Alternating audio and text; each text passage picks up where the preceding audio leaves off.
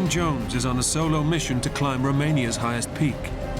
Alone and miles from civilization, his quest becomes a fight for survival when he's hit by an avalanche. I ran as fast and as frantic as I could. I was running for my life. He's thrown down the mountain. His pelvis is shattered. It was agony, like a red-hot poke was being pushed into the side of my leg. Unable to walk, he has no way to call for help. His only hope, an agonizing 8-mile crawl.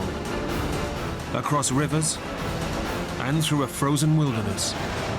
His greatest fears are being eaten alive or freezing to death. One slip, I'd be dead.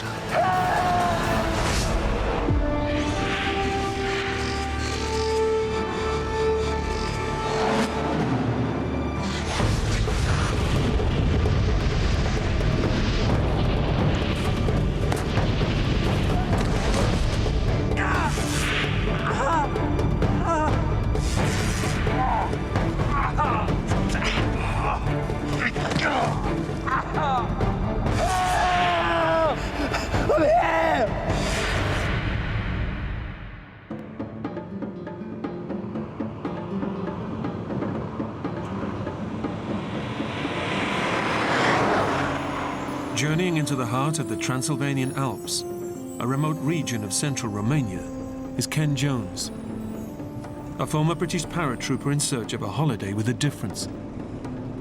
I think I'm quite a nomadic person. I tend to spend quite a lot of time on my own. I've always got an urge to travel or go off and do things. It just seems to be in my blood. I get restless and I need to go. Ken's military background has given him a taste for extreme adventure, and he's chosen to challenge himself in one of Europe's wildest landscapes. Romania ticked a lot of boxes for me. I just wanted to remove myself from a tourist trail. I wanted a challenge, somewhere I could make life a little bit tougher for myself. He's on a solo mission to climb Mount Moldova now, but it's not for the faint-hearted. At 8,300 feet, it's Romania's highest peak. And in the depths of winter, even reaching the mountain is a risky business. It was a crazy and dangerous journey.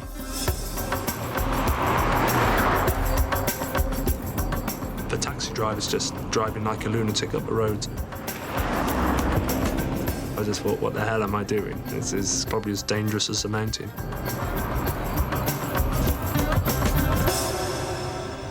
In the summer, this wild landscape would be teeming with hikers. But in mid-January, the snow and sub-freezing temperatures mean few people are brave enough to venture alone into these unforgiving mountains.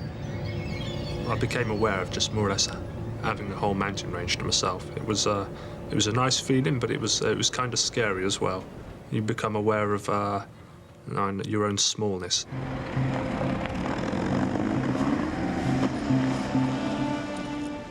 Normally, it's a 2-day climb to the top of the mountain.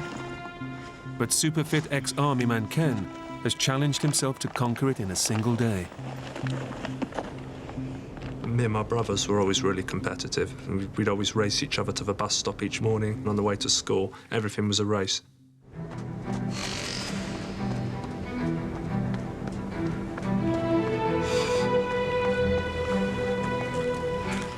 I do like the feeling of my body working and functioning well, and I soon found a good rhythm.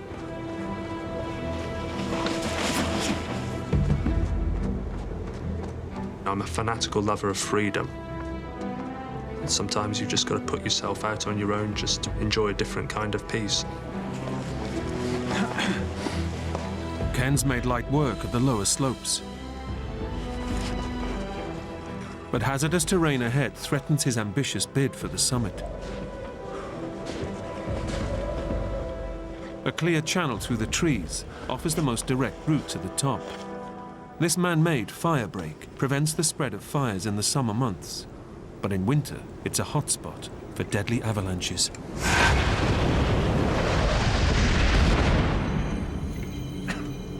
I did an Arctic warfare course in the army, and I knew about the possibility of avalanches. I was well versed in drills and how to deal with them.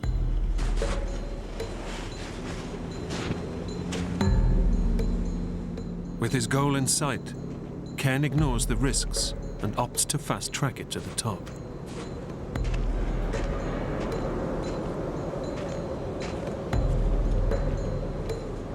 The snow on these upper reaches of the slope was more of a fine powder. And at points I'd sink up to my waist. My going slowed down significantly, and it became really hard work. There was a ramp.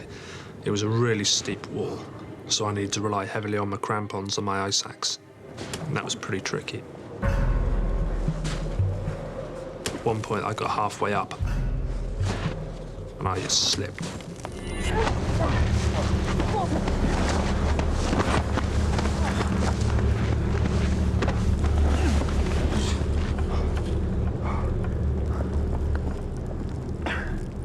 The fall serves as a warning.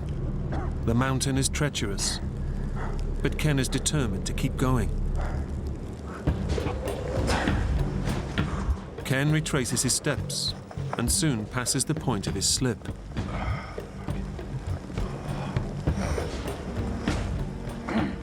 With effort comes reward. His choice of extreme location is starting to pay off.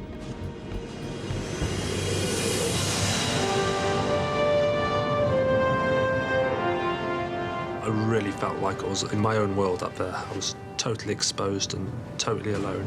This is as remote as I'd ever been. Very few people are privileged with having a whole mountain range to themselves. But the punishing conditions have put him behind his ambitious schedule.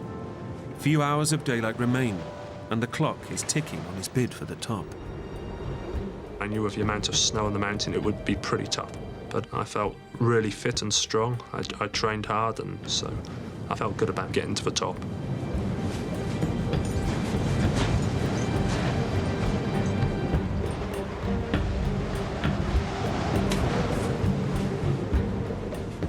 Sheer athleticism and extraordinary determination bring him within reach of his goal. But as the sun sets, he must decide whether to make a last-ditch push for the top or retreat to shelter and make a second attempt in the morning. I kept hoping that the snow level would change or be a bit more friendly to me. I kept walking a bit more, not quite wanting to give up, but doubts started coming into my mind as to whether I'd make the top that day.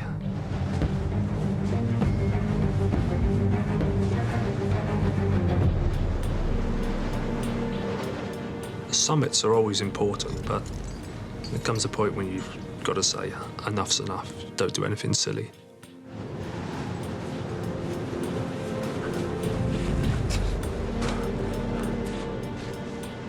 Reluctantly, Ken opts to return to the relative safety of the trees. The plan was to get securely into the forest so I could dig a snow hole or set up my poncho. I didn't want to be exposed on the open slope, and, the trees offered some natural shelter. At night, the mountain will be even more treacherous. Ken needs to descend quickly and find level ground to camp. Again, the firebreak offers the most direct route. But following it is a dangerous strategy.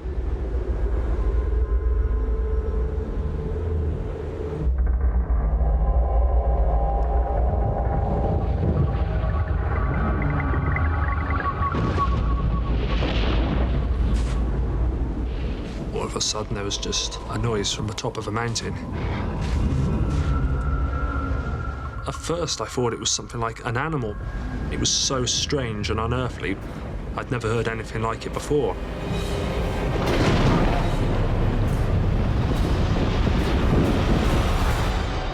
And then I realized that this is an avalanche.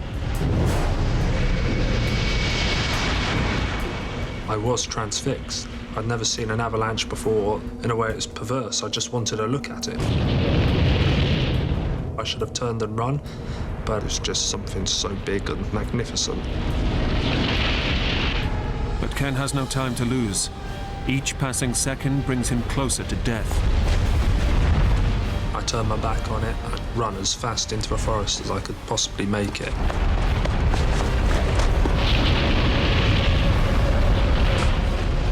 And all the time I could feel like it was chasing me.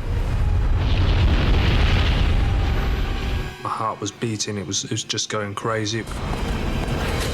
It was going to hit me, bury me. I thought I was going to die.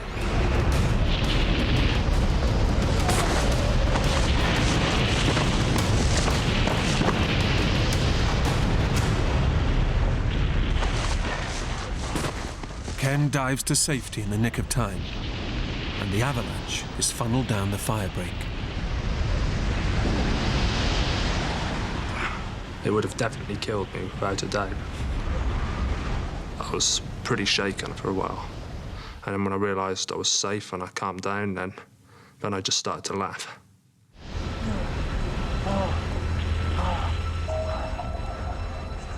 He's had a narrow escape, but he's still in danger.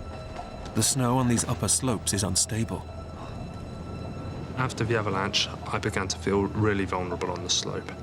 I need to find somewhere safe to sleep. So I wanted to drop down, get deeper into the forest, sleep for the night, and still possibly be able to make an ascent the next day. It's now a race to descend to safer ground before nightfall. But through the trees, the going quickly gets tough.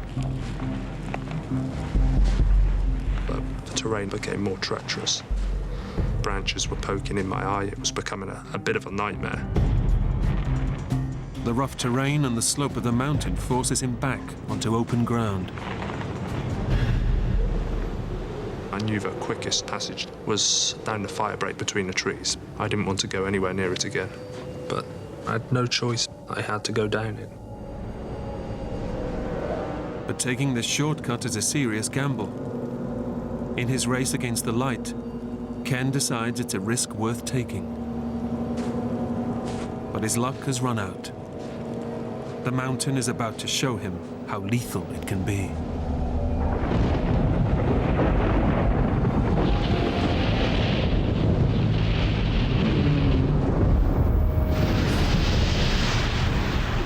This time it's on him in an instant. It's run or die. I ran as fast and as frantically as I could. I was running for my life. And then the next thing I knew, it pulled me off my feet.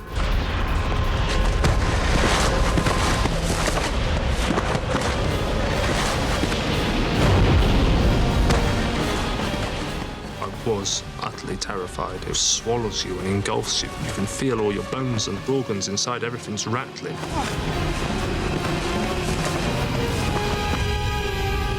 All of a sudden, I was falling. And then I was thinking, this is really bad.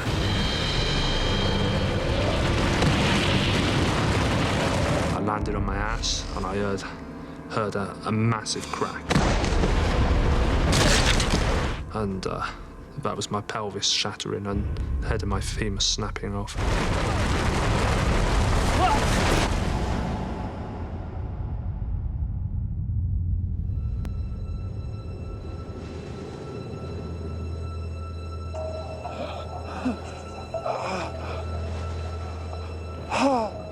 I must have lost consciousness.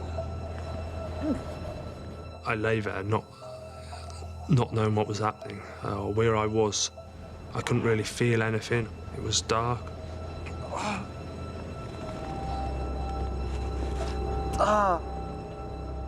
The fall has inflicted a bloody gash to his head. But Ken is about to discover that his body has suffered a far more deadly blow. The pain finally hit me. It was absolute agony. It was like a red-hot poke was just being pushed into the side of my leg.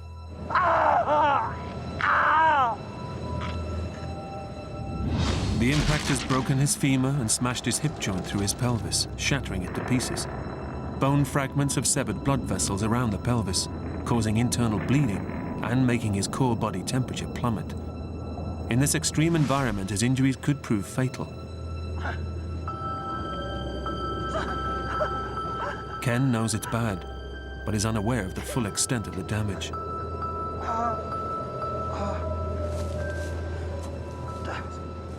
I sat up and started assessing my situation.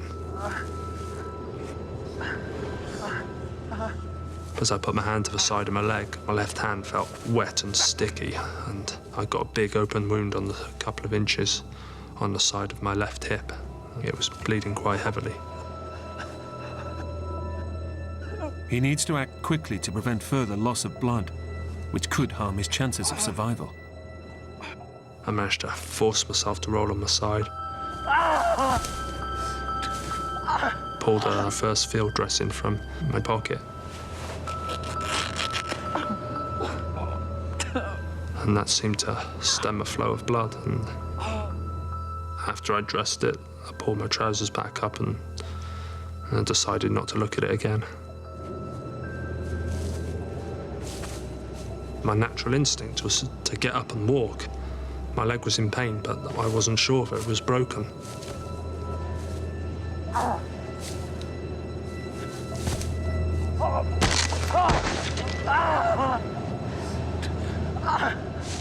I felt a jolt of agonizing pain shoot up my leg, and it became apparent that there was no way in hell I could walk. My leg was gone. It was a pretty desperate situation. He's in urgent need of medical attention, but he's 8 miles from the nearest village and has no mobile or satellite phone. With military discipline, he's packed for the harsh conditions, but the avalanche has torn off his backpack and buried it further up the mountain. I was deprived of all my provisions, my sleeping bag, my stove, my meals, everything I needed to survive.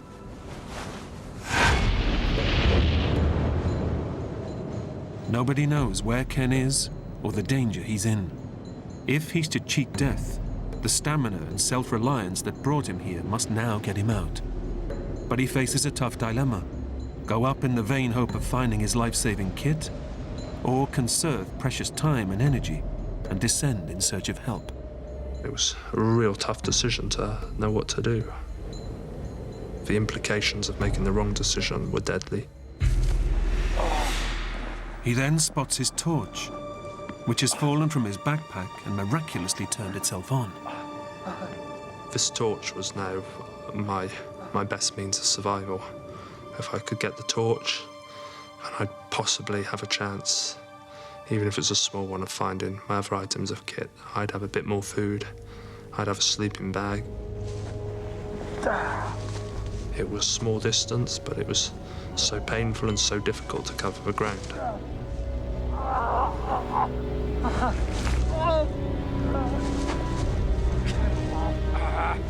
Ken finds his hat and a waterproof sack before eventually salvaging his torch. But hopes of recovering his backpack and sleeping bag are futile. His route is blocked by a vertical ledge. Under normal conditions, I could have negotiated it effortlessly. But like this, it was impossible.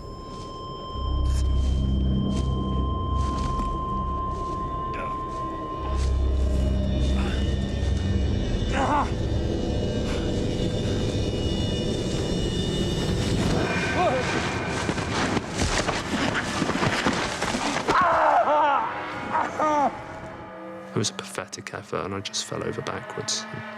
My leg folded up underneath me, but it just wrenched at the joint. He has 2 options: to keep searching for his kit, or conserve time and energy and head back down the slope to find help. I decided I was going to go back down the mountain.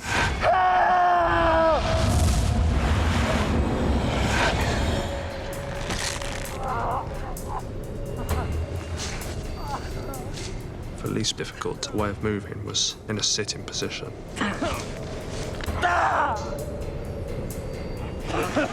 Every time I moved, I could just feel bone grating and sliding inside of me. I'd be retching in agony. Ken has trained hard, but nothing has prepared him for this pain. For over an hour, he descends with gritted teeth until he finds flatter ground to rest.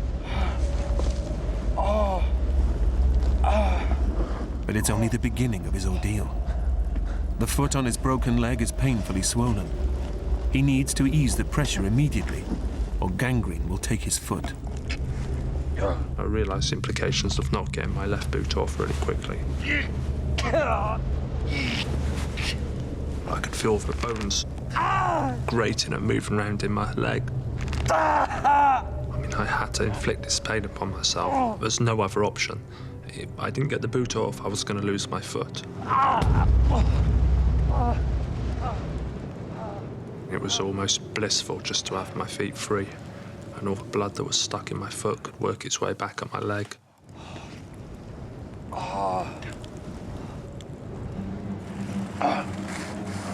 The relief is short-lived.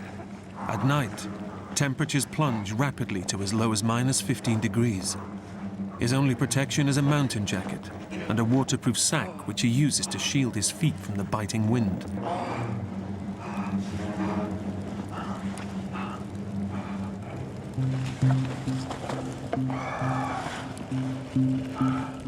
His body desperately needs food to provide him with energy to fight off the cold. His last provisions are stowed in his pocket, and it's vital he rations them carefully. I had a small plastic bag with some crushed sausage rolls. I got kind of careless, and before I knew anything, it was gone. I'd eaten the packet.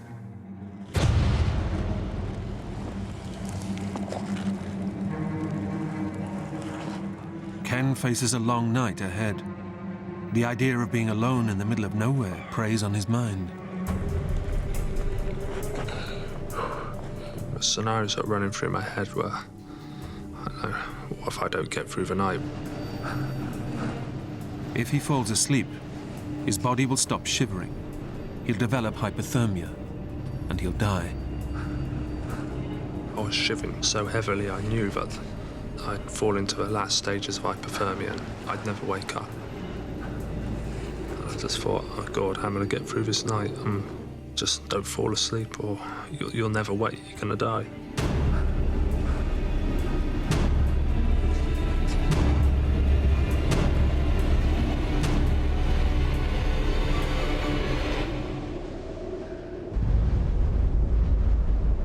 Sleep was a potential death sentence, and it's constantly beckoning you, and it's so easy to do. And you realise as well, all you've got to do is shut your eyes, and you're not in pain anymore. Facing a long and tortuous night alone in the wilderness, Ken's spirits hit rock bottom. I just thought, how can time do this to me? It felt like a lifetime had passed. There's maybe 7 or 8 more hours to go through yet, and it's going to get colder. By 3 or 4 in the morning, the temperature's going to plummet even further. As time went on, I got more lonely. I thought about all sorts of strange things, comforting things like being warm in bed, and I thought about my brother and playing football and anything to distract my mind from the pain and the suffering I was in. The night was just a battle to stay awake.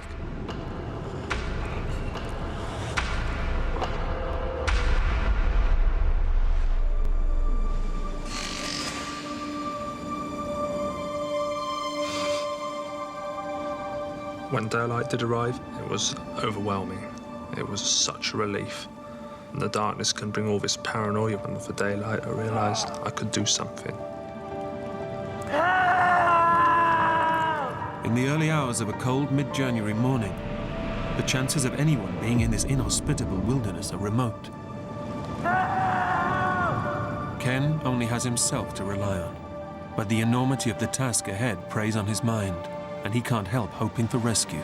I kind of had it in my mind. Maybe emergency services would be called out. I imagined a helicopter or a couple of mountain rescue guys just walking through the forest blowing a whistle.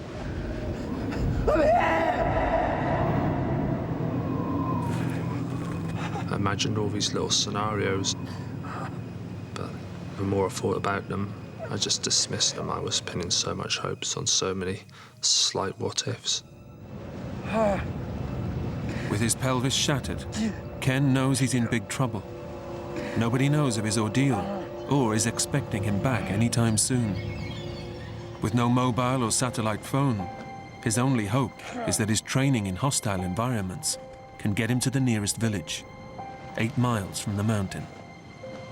My army instructors always said, don't stand still, move and innovate or die. You've got to constantly be assessing your situations. As soon as you stop that thought process, it's all over. You can't think your way out of trouble. Your body's just a tool that will carry out the plan you formulate in your mind.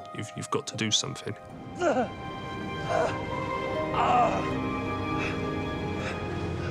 With no food and his water bottle already drained, Ken sets out on his marathon journey down the mountain.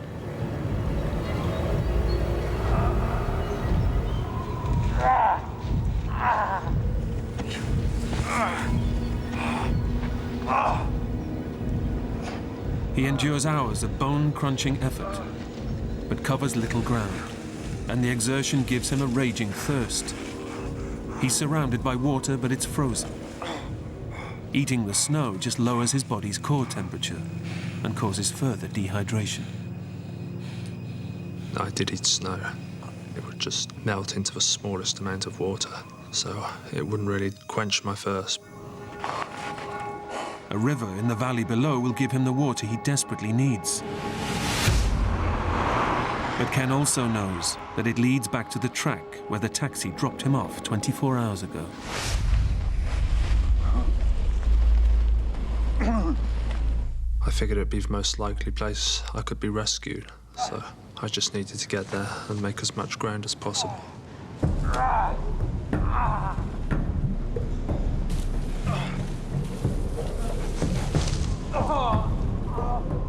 After an agonizing descent, Ken makes it off the steep slopes of the mountain. It's an incredible feat, but moving in the valley below poses an even tougher challenge. When I hit the valley floor, there was no more sitting down and sliding, no more assistance from gravity. It was all physical exertion from then on. Facing an enormous task to reach civilization, Ken sets small goals to measure his progress. I started trying to play these little games of beating the clock. I'd set myself times to get to targets. His progress is painfully slow. Each new target reached is a massive achievement, but also a harrowing reminder of the mammoth task ahead. Time is running out on his chances of survival, and he's still 7 miles from the nearest village. My desire to keep moving was just to reach water. I was so dehydrated, I'd exerted myself so heavily.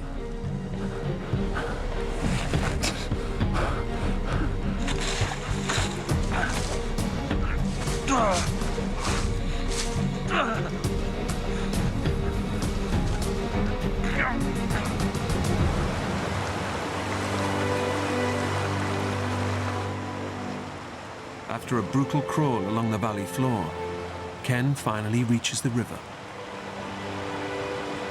The banks were higher than the water level, so it was kind of hard for me to reach down and get access to the water. So I had the idea of tying the ends of my shoelaces around the neck of a bottle.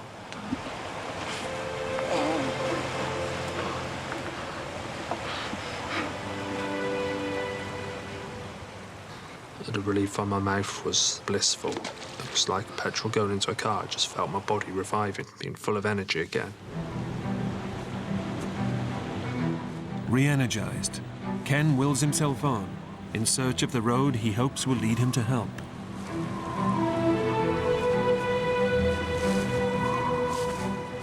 But he soon finds that access along the bank is blocked. The river, which provided him life-sustaining water, has now become his greatest obstacle. He's left with no choice but to cross. I didn't want to accept I was going to have to cross the stream. I just sat down the bank looking at it. This is a mountain stream in the middle of January. It's as cold as it could get without completely freezing over. One slip, get my jacket wet. I'd give myself 20 minutes to live and I'd be dead. I was just delaying thinking about it, and I was getting scared and terrified and thinking, what if? So I just thought, just get in the stream and cross it. It's as simple as that.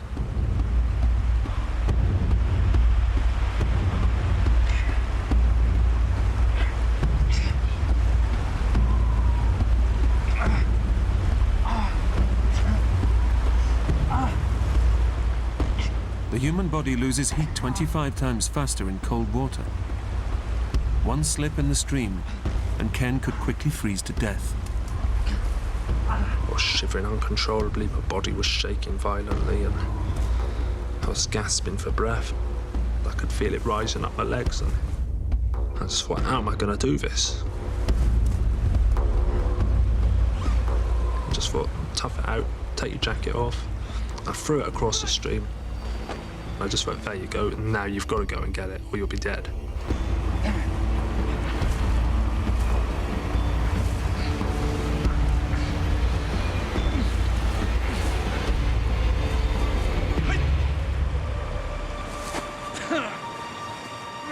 It takes him an hour to cross the stream. I sat there for a few seconds, just shocked, trying to get my breath back. The stream, I just thought, that's it. It can't get any worse now. I must have done it.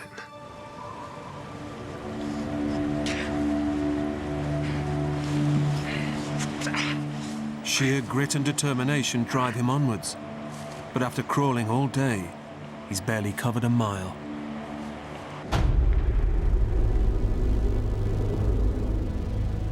Now facing another long night alone in this savage landscape, he's suddenly consumed by his greatest fear: being eaten alive by wild animals.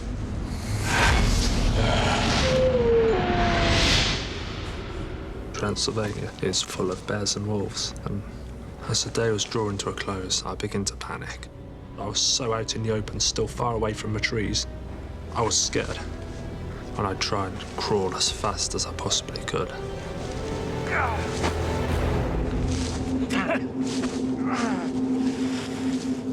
He makes it to cover, but the scent of his blood-soaked body and his weakened state makes him easy prey.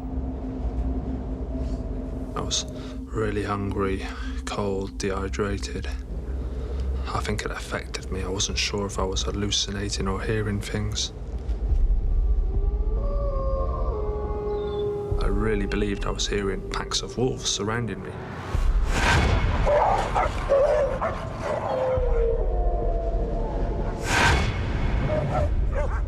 I was convinced I could see eyes just looking at me.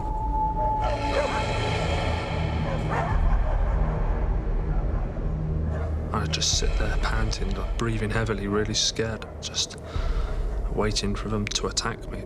I just thought, this is going to be horrible. Just being eaten's horrible, but to be eaten alive is just something else.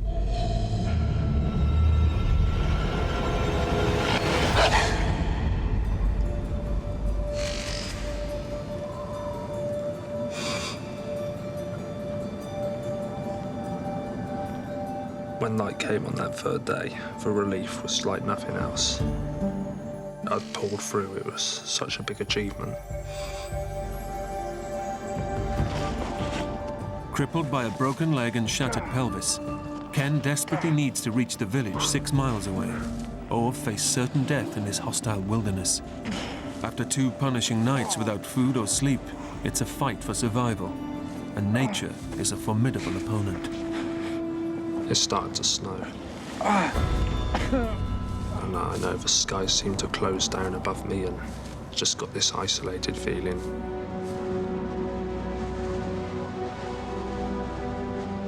A storm was coming, and then within a few minutes the snow was powering down.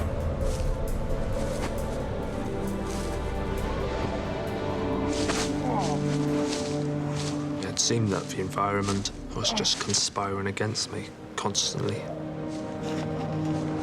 It felt pretty harsh and cruel, and you just become aware of how savage the mountains and the foothills can be.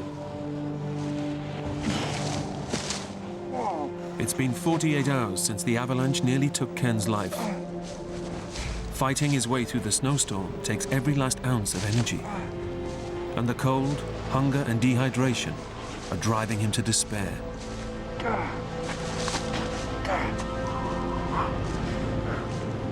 It's hard to keep moving because you think dying doesn't seem like such a bad proposition. At least all this pain's going to be over. You fall asleep and you can die.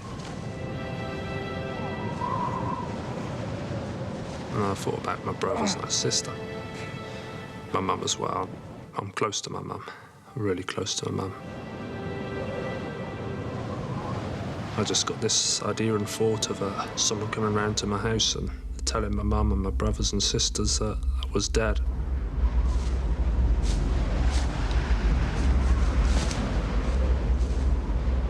At this stage, I wasn't really sure why I was moving anymore.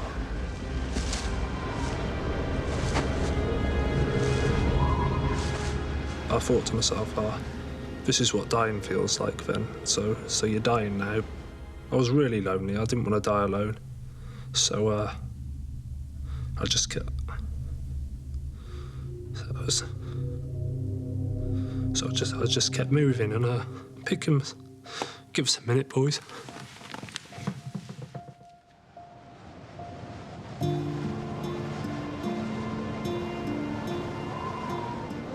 He's running on every last reserve just to stay alive, and now faces his third night alone in the wilderness.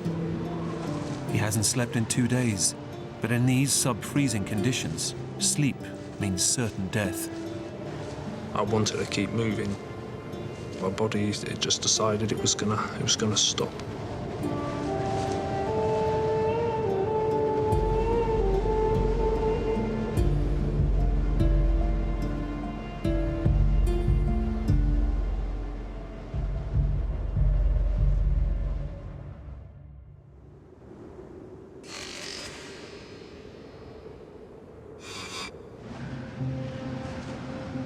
I woke up the next morning and I just thought, oh, you're not dying. You're still here.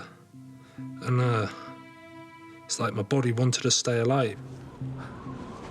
I'd come to a standstill the night before and heavy snowfall had landed on me and totally cocooned my body, and I think it must have kept me alive and kept me warm. And I decided to start crawling again.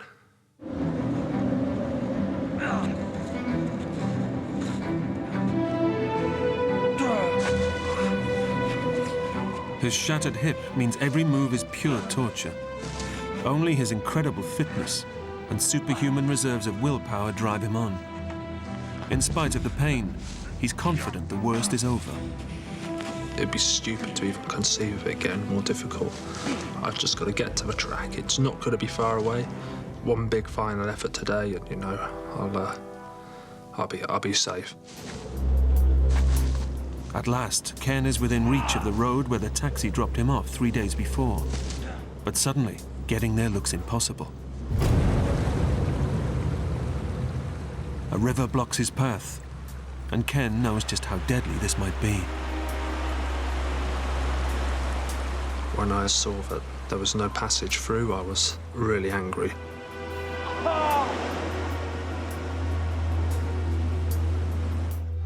I just realised I was getting back in the stream again. Except this time, yeah, it was going to be hell.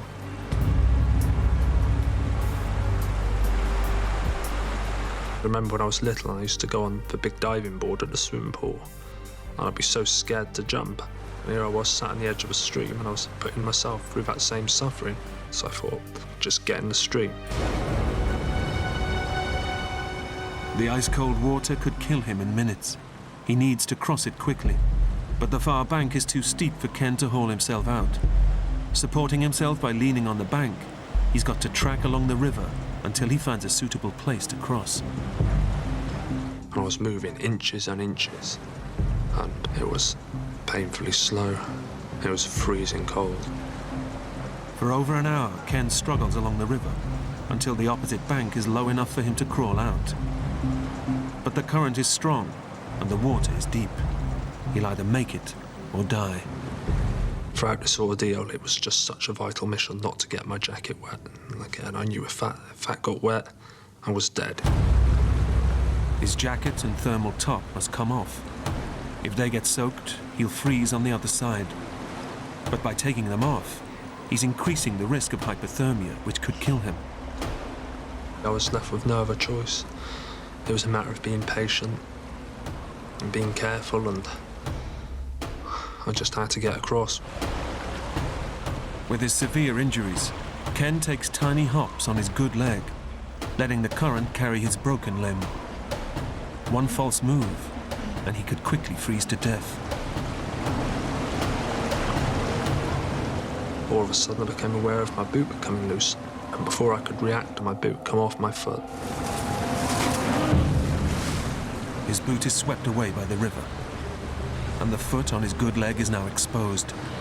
He makes it to the bank, but with a 3-mile crawl through the snow ahead, frostbite is guaranteed. And my first thought was, I'm going to lose my foot. I'm going to get frostbite. I just thought, oh God, what am I going to do now?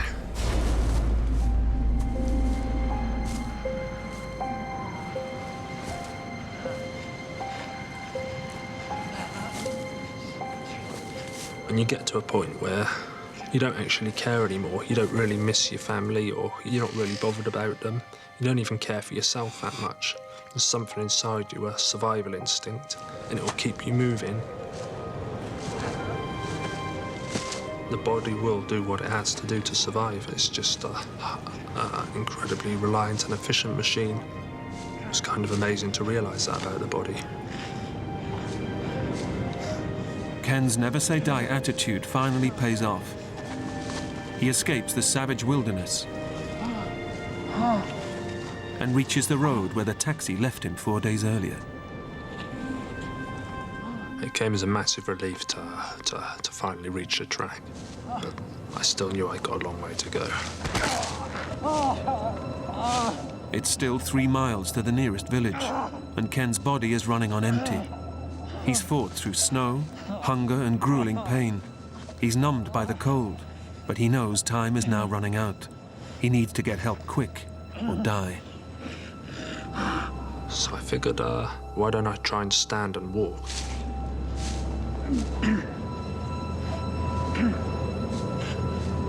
It was okay for a few seconds, and then there was a big crunch, and I felt bones grating up my leg.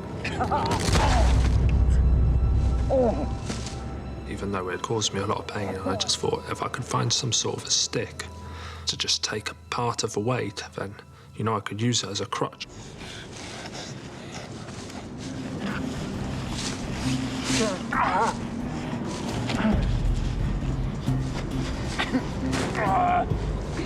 It was such a relief to be walking. It seemed like there was no more enemies or obstacles.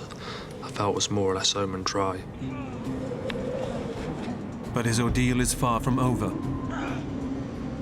And all of a sudden, it felt like I'd just been stabbed in the stomach with a knife. There'd been no pain like this. It was the worst pain I've ever felt, or the worst pain imaginable. The stress of Ken's ordeal is causing his body to produce stomach acid at such lethal levels. It's perforating the lining of his gut. The acid flowing into his abdominal cavity is literally eating him from the inside. It's a ticking time bomb that could kill him within hours. At this point, it was all about tonight. I had to make it back. There was no way I could make another night.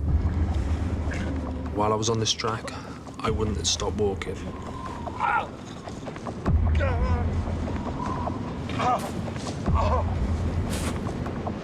Every excruciating move is a step in the right direction. But the road ahead turns into his worst nightmare. The route splits, and only one way leads to the village. It's 50-50 he'll make it to help. The track looked less well trodden, but something told me there was a house up there.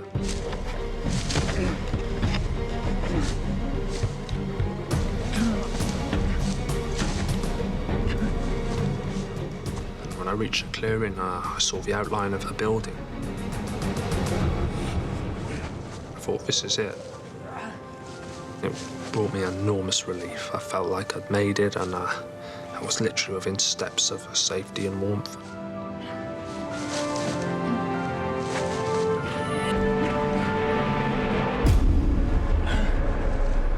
But his gamble has failed. The building is just an empty barn. It was a crushing blow. I'd made this turn up the track, and it was a wrong decision, and I just thought, I hope this decision's not going to cost me my life. Once more, Ken draws on his inner strength to drive him from death's door. I didn't feel I was ready to die. I felt a bit of resentment towards the mountain. I wasn't going to let it beat me now, after all I'd been through. But his body is approaching total collapse, and he's wasted precious time taking the wrong route. He must now retrace every harrowing step back to the fork in the road. It's getting dark, and temperatures are starting to plummet. I reached a fork in the road again, and then I took my only other option, and I felt relieved again. I thought, well, there's only this way now.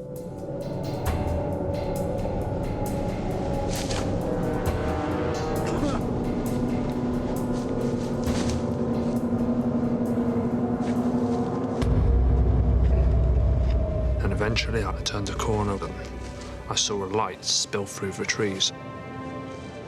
And it brought a smile to my face.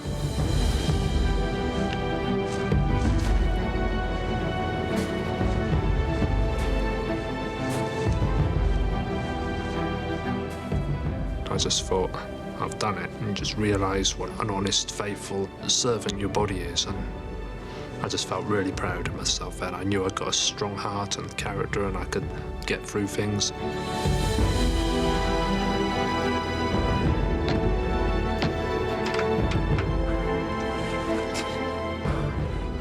Fought for my life, and there was no sadness or bitterness towards the mountain or anything that happened. I'd made it back, and it was just so comforting to be with someone and realise that it all come to an end. I was safe. Pioneering surgery repaired his hip and leg, but Ken lost 4 toes to frostbite. 2.5 years after the accident, he was finally able to walk again. So few people get the opportunity to learn about themselves so intimately, and I feel privileged to have had to face such struggles to get where I am now, and I'd say that's a good thing. Ken is now fighting fit and is hoping to one day compete in the challenging Tour de France.